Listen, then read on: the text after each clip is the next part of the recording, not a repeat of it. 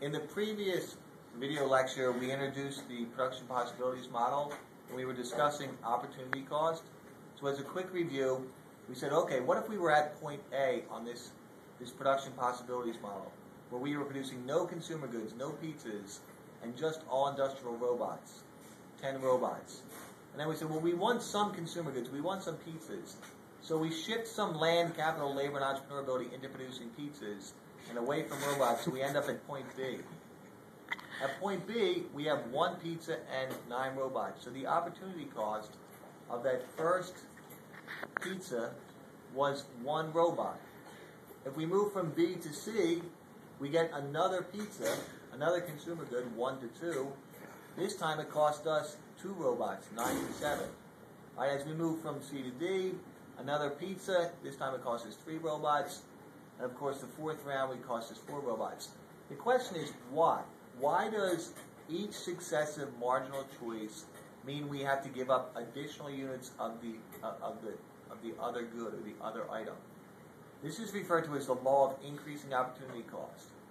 The reason why this exists, unlike the Sarah study world where you had one person performing 2 highly similar tasks, in the real world you would have a complex economy with lots of people producing goods and services and trained to work in specific sectors of the economy.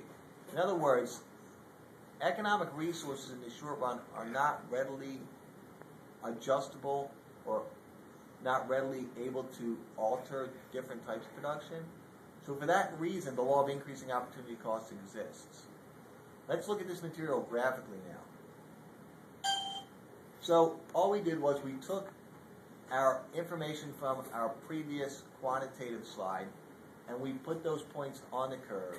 And then obviously to complete the curve, we click one more time and this, sorry, keep going.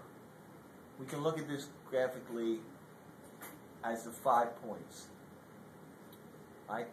So anywhere on the curve, we are operating at maximum capacity. So anywhere from A to E, we are achieving full employment and productive efficiency.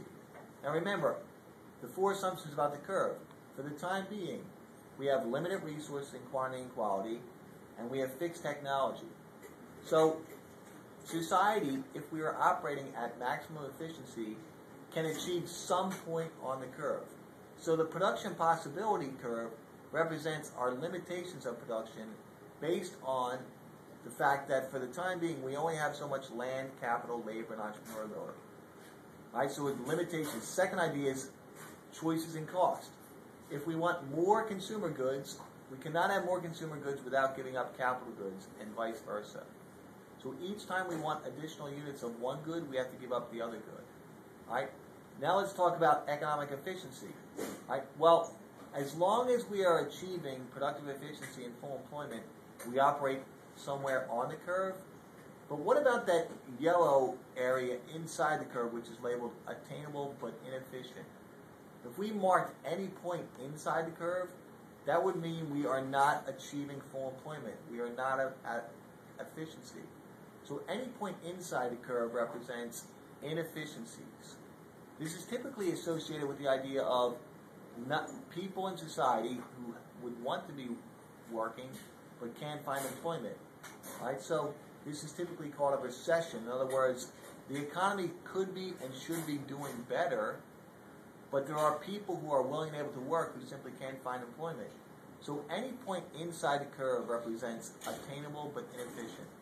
So in today's economy, right now it's May of 2012, the unemployment rate is about 8.2%. So there's a decent amount of adult men and women in the United States who are willing and able to work who simply can't find jobs because the economy is in a recession or still recovering from a recession. What it means to society is that we could be having more consumer goods and more capital goods.